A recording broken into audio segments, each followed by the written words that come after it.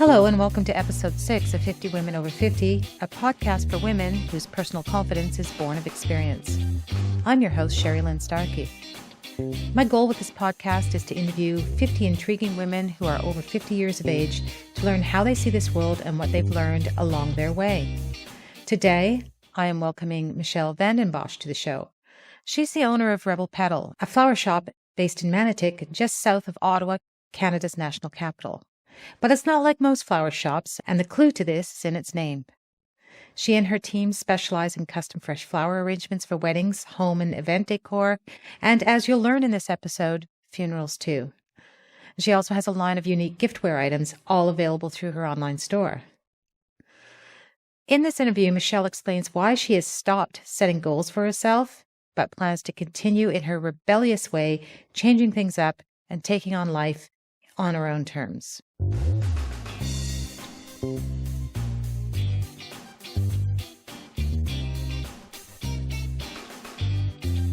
So that's it. So let's start at the very beginning. Tell me about your 50th birthday.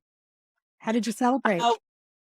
Very quietly. My partner Gary and I just had a lovely evening in. I think we probably ordered some delicious food, but it was a COVID birthday, and we've been keeping ourselves very safe through this pandemic, and we didn't do anything major, but I was the recipient of some beautiful artwork, which pre-pandemic we thought maybe the 50th birthday would be a trip or something fabulous. And what we decided in the end to celebrate was a beautiful piece of artwork that means a lot to me, that all my family members are represented in. So that was how we celebrated. Wow, that's wonderful. So what happened? You commissioned something with a local artist? Yeah, so my parents live up on Scoodamata Lake, and there's an artist there, Sue Miller, who does just beautiful work of landscapes, but she also does these incredible alcohol bottle paintings. And what I did was create a collection, a scene of everybody's favorite alcohol bottle. My dad's rum that he used to drink when I was young, what my two boys loved, the vodka Gary likes, my sister, my Hendrix gin that I like. And I made this scene of them, and I took a photograph of it, and she painted them. And I walk by it every day. It's in my kitchen, and it's just beautiful. I love it. Oh, it does sound beautiful. Does this artist have a website that I can put a link to in the show notes? I'm sure she does. I know she does. I'll take a look for it. No, I could find it. Okay. I just want to be sure that I type that for the show notes, because people will want to see this. Yeah, I think her Instagram handle is Sue Miller Art. Okay. And you can see there's a video actually of her painting my commission, which wonderful. Yeah, it's quite nice to have. Perfect. I'll put the link to that in it. So how long ago was this? You just turned 50 now this year, aren't you? April, yes. Yeah, I turned, and I was fully thinking I was ready for it. I have worked in the flower industry for 36 years, and I celebrate every year because I know an awful lot of women who haven't made it to 50. And so 50 wasn't coming at me. I was resisting it. I was anxious to celebrate another year here on the globe.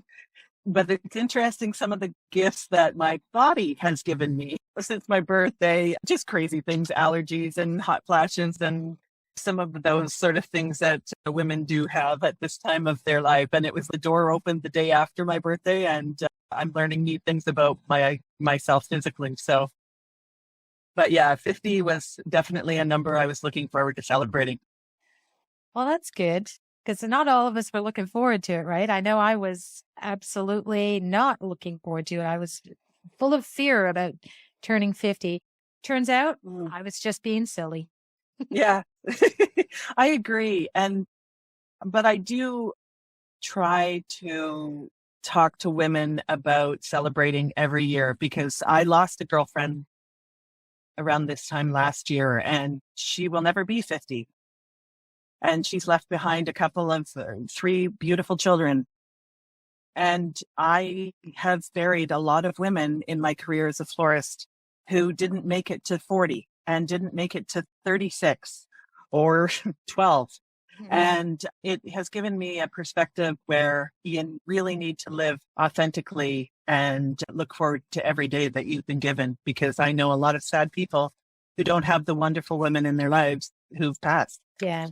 And certainly not a lot of people see death that we see in the flower industry. I mean, we have provided flowers this morning for 4 different family members at different funeral homes throughout the city. So 4 different families that we have helped today.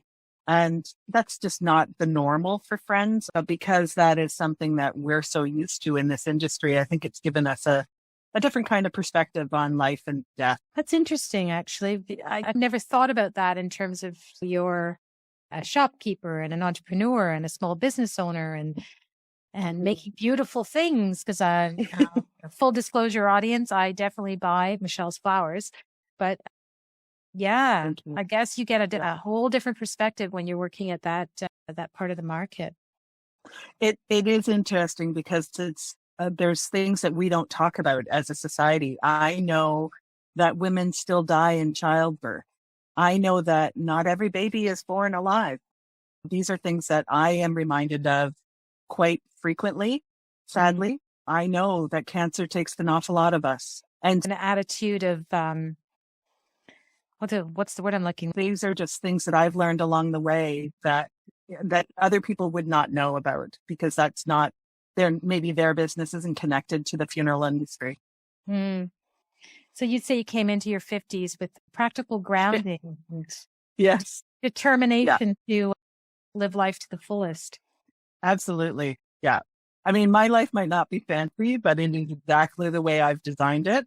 And I love everybody who is in it. And I love everything that I've helped build around in my home. And so, yeah, I love every minute of my life. And you said that you weren't able to celebrate your 50th birthday because of the pandemic. And I mean, hearing that from a lot of the women that I've been interviewing, are you going to try to do some of that travel that you talked about, maybe when things are different? I am very comfortable at home, very much a homebody. So me and my guy and my dog, Charlie, we had a great night. And so that is all I needed, really. Oh, nice. I might take up traveling again. I might this winter. I'm not really sure. It might be on a whim, but yeah, I have a very comfortable home life that I relish. What advice would you give to your 30-year-old self? Oh my gosh. I would tell her to start designing her life. I don't think we really have an understanding of how much influence we have on creating the life we want. I hung on to working for others longer than I should have. And with this fear of, I don't think I could do it on my own. And certainly that probably just took a while for me to get the courage. But when you jump, and nobody knows this at the time, that you're agonizing over creating something new or busting out onto your own or opening your own business. What we all don't know is that when you're about to jump off that cliff and you jump, there's actually a ledge that's 4 feet that you don't even see. You're not free falling to the ground. The universe will support you, and your friends will support you, and your family will support you. And suddenly you jump thinking you're going to fly and crash to the ground. And there's actually a ledge that you're 4 feet and you jump. I didn't realize it wouldn't be so far. And it's not that far. And we just need to have more courage to do these things and create the life we want. I have a great flower shop. I love what I do. I've worked in this industry for 36 years. My flower shop is called Rebel Petal because we're doing things completely differently than a lot of flower shops have always done things. Right now, we're not open to the public coming in. All of our work is online, over the phone. If you had told me 5 years ago that I could actually pay the bills and pay my team and keep them safe by keeping the doors closed, I wouldn't have believed you. but we are a fully functional, operating 6 days a week, most days, if not 7, online and over the phone flower shop without people coming through the door. I wouldn't. That is rebellious. That is rebellious. You're well named. I thought it was just we don't sell poinsettias and Easter lilies, or roses at Valentine's Day. But it seems to come in handy that name fires quite often in a new way of doing things. What do you sell then if you're not selling the more traditional things? We certainly have a lovely line of giftware and fun things that we sell online, but we are very flower focused. Fresh flowers is definitely the majority of our sales. We handle, for the last 2 years, we've been handling all of the funeral work for Kelly's Funeral Home and Capital Funeral Home in the Ottawa area. Between funeral work, daily orders, events, weddings from time to time when they are, when we're able to, those sort of things are definitely the focus. We're a fresh flower focused flower shop. You sound busy. That's not even planned. We are busy.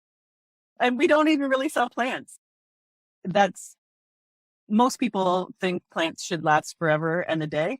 And when we live in Canada, our homes are too dry and we don't have enough sun most of the year. And so we hardly even sell fresh plants. We, from time to time, will get in some air plants or some orchid plants who can take a little bit of abuse. But when you turn on your furnace in your fireplace, it dries out the air. And these tropical rainforest plants want tropical rainforest conditions. So it's not even really plants that we're selling here. It's absolutely beautiful fresh flowers. Well, I can attest that you do some really beautiful arrangements because I've bought several over the years. And in fact, I was just thinking today it's time for me to check out these mums. They're looking a little bit dog-eared. So I hear what you're saying about the furnace and how hard it is on the plants. That's for sure. It sounds you're working really hard and you're having a successful business, but what do you do for fun? That's the interesting thing about owning a flower shop that's not open to the public. Days are very different than how they used to be. I would easily work 40, 50 hours on any given week when the flower shop was open. Well, this Friday, I'm taking a painting class here in Manotick between 9 and noon with another artist, Jane McGee, who's local, who's lovely, with my sister. And then I have a massage in the afternoon. So as decadent as that sounds, our alarms go off usually around 4:30 or 5 in the morning. And we come in, we get things done. I'm going to then head off to the massage or to the painting class while things are being delivered. I'll come back here, troubleshoot anything that's come up while I was gone, and then head off for the massage. That's not every day, I can assure you.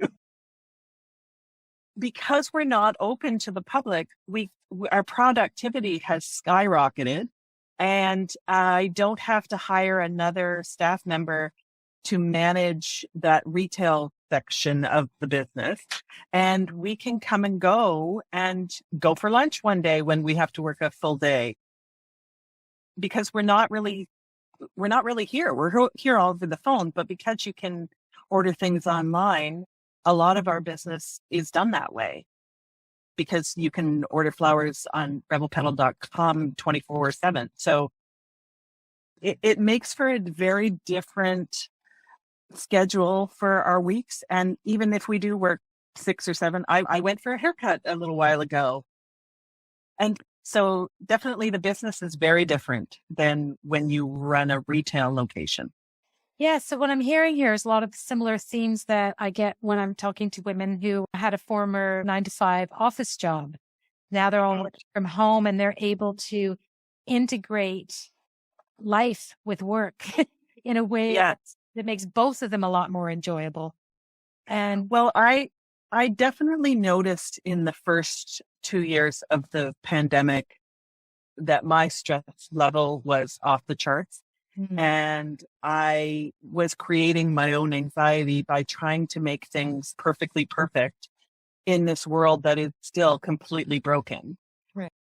And I knew that I had to put in some boundaries. That was probably more around my 50th birthday than it was at the beginning of the year. I knew I needed to bring in a little bit more joy because the world is opening up a little bit more. And I definitely knew that I needed to put in some more fun and a little bit more flexibility into our day as well to keep us all happy and enjoying our day to day. And where do you see yourself in 10 years then? I don't know. And I'm okay with that.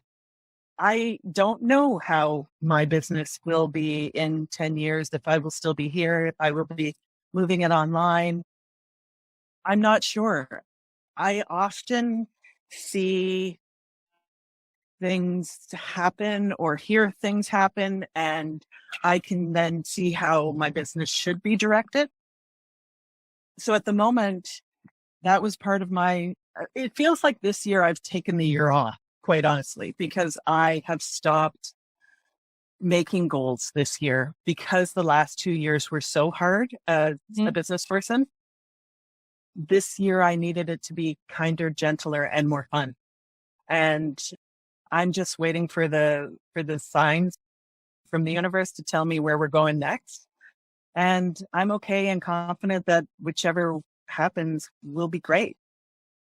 Well, there's two things that I'm hearing there. The first thing is that you and I are aligned about this idea about, and we need more fun, because that's why I'm doing this podcast, because as much as I love my business and I love my job, I mean, I wanted to do something that's a little bit less work oriented and just pure fun, having slogged it out for the last 2 years. So I totally hear you on that.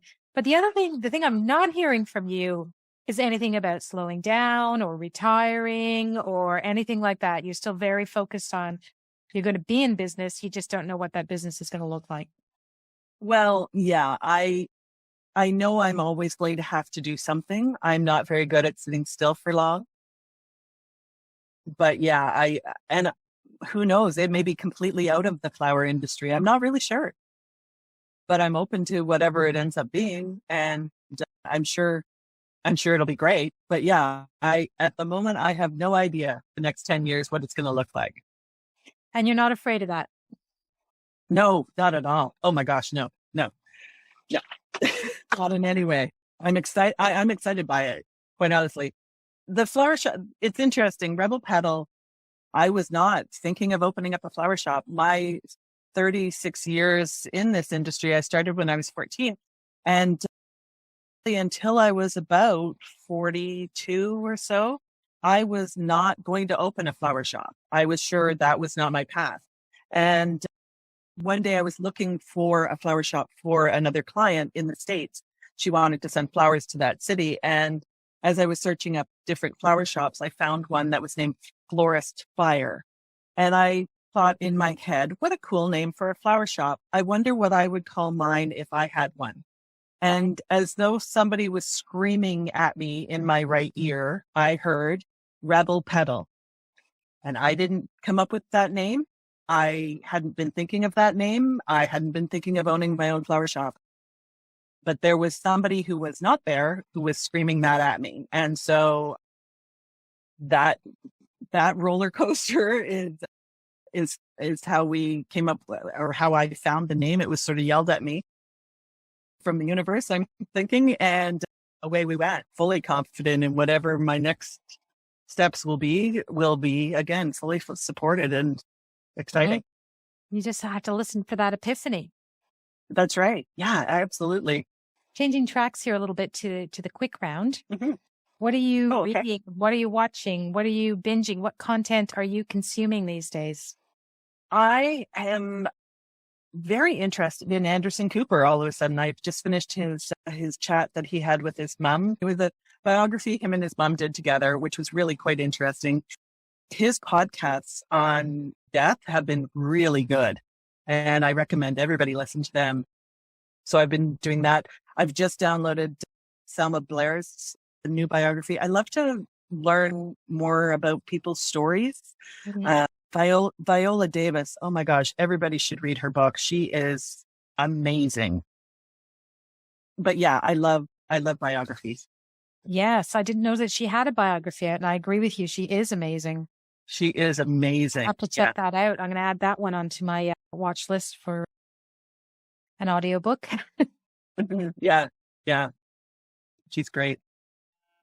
What are you doing that's outside of business right now? I know that you're involved as a volunteer on the Manotick BIA. Do you want to tell us a little bit about that or about any other volunteer or community roles that you have? Yeah, I'm the vice chair of the Manotick BIA, and certainly plans on continuing with the board moving forward as we're about to have our elections. I definitely support different volunteer groups and things because, of course, every event is made better by flowers. All right. I think probably the painting is the thing that's the most outside of my wheelhouse because it's really cool to be 50 years old and totally suck at something. I am not I'm not a painter. I'm definitely a designer in a completely different medium. And I can also make you a great dinner or bake you an awesome cake, but I'm really good at those things. And I've honed those things over 50 years. But painting, you sat down to a white canvas with a brush in your hand and I suck at it, which is great because I'm learning something new. And so that to me has been really quite exciting and terrifying in the same, the same way. Yeah, you're reminding me, I don't know if you went to see Moon Age Daydream, the movie about David Bowie's life that came out a couple of weeks ago. But you remind me of an interview that he gave where he spent most of his time in his last decade painting. I didn't know that. And I'm going to tell you, I am a pretty committed Bowie fan, but I didn't even know that.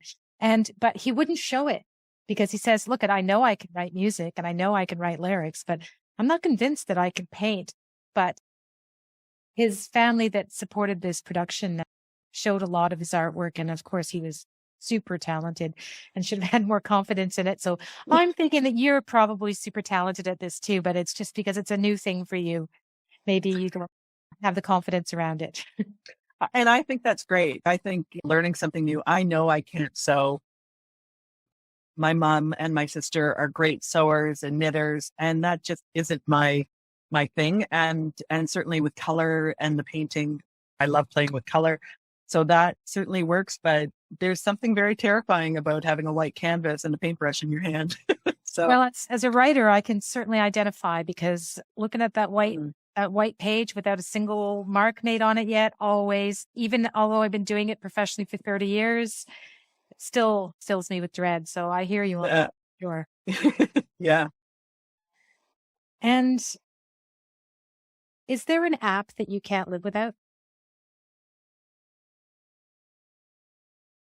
Is there an app I can't live without? I love social media, and I am fully aware that social media has catapulted my business because I don't sell screwdrivers. I sell a very visual, beautiful product that everybody loves. And I hear all the time, if I won a lottery, I would have fresh flowers in my house every day. But definitely Instagram and Facebook feels like a community of friends. And so I would definitely say, I think I'd probably have to say Instagram first. If there's an app I can't live without, I'd say probably Instagram is probably my favorite, but I can kill hours on TikTok. I'm with you on that too. I mean, I just got into it this year because clients were asking me for advice on TikTok. I thought I better get my brain wrapped around this so that I can give some sensible advice. But what I like about TikTok is that it's entertaining as hell. It is. And it's nobody preaching at me or telling me what to think or how to talk or how fat or thin I should be or anything like that. It's just people having fun. Yeah, absolutely. And it's so educational. I found out all kinds of things about myself, about my body, about cooking. There's all kinds, like if you want a little education, my goodness, you can spend lots of time learning about a topic. And it really has been really interesting, I find, and getting out information. It's definitely it and Twitter. I think those two rival each other for trying to push out information about what's going on in the world. Yeah, exactly. They do rival each other, but targeting different audiences. So they work together. But anyway, that's my day job. I don't want to talk about my day. Sorry. Okay. Is there an over 50 life hack that you'd like to share with our audience? An over 50 life hack. I don't apologize for my appearance. And I think that goes back to TikTok, because it seems like anytime, mostly women, who is obviously the audience that I look at. I'm a 50-year-old woman, so I see a lot of other 50-year-old women with the algorithm. What I find is everybody opens up the app and they're apologizing for their appearance. They're apologizing for I'm just out of the shower. I'm sorry, it's a busy day. I don't have any makeup of yesterday's makeup. This is me. I'm doing the best I can. We're all doing the best we can. And we all don't look magazine perfect every single moment of our days. I don't apologize for the extra 10 pounds that I have. I don't apologize for wearing makeup or not wearing makeup, for doing my hair or not doing my hair. I just don't. I've stopped apologizing for, I'm sorry, I wore jeans. I just don't anymore. This is me. I'm doing the best I can. And we all need to get there. We're all doing the best we can, I think would be my stop apologizing. You're beautiful. This is you. Yeah. Totally. That might be my hack. And what a wonderful hack it is. Yeah. Well, it's certainly freeing. Some days I don't even realize that I didn't do my hair and makeup. Yeah. Well, during the darkest part of the pandemic, I just didn't. Yeah. Yeah. I know. I had a COVID outfit, I called it. I had about 3 or 4 gray t-shirts that had Rebel Petal on them, and jeans, which you'll always find me in jeans regardless of most situation. But yeah, I just consecutively wore that, I think, for months, because it was right in the thick of things and we all weren't seeing each other. And I think we all are not the same as we were pre-pandemic. Okay. I know just in dealing in this industry with how people order flowers and how they behave, we're all not the same anymore. And I think we've all struggled in different ways through this pandemic, and we're all learning new things about ourselves, and hopefully we're all okay. But I know we're all different. Yep. Everybody's at a different place. Yeah.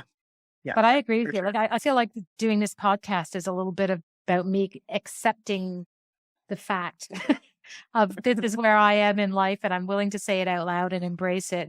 And I'm not going to be in my 50s for very much longer. So it took me a while to get my arms around it, that's for sure. But I'm giving it a big hug now. Good. Good.